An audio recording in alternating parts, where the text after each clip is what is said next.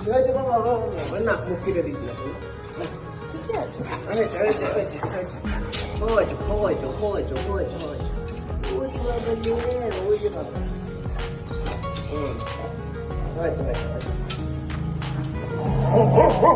কাকে ভয় দেখাচ্ছ? আমার হাত কামড়ে মোটকা ওকে অন্য করতে কামড়ে নিয়ে দিস তুই হ্যাঁ চলে চলে